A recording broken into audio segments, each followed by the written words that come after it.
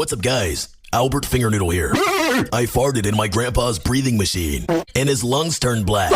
I'm currently on the run after committing multiple felonies in a gated community.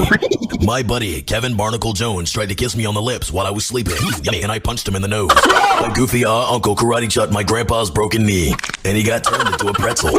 I thought it would be funny to put fireworks in my goofy dad's turkey sandwich.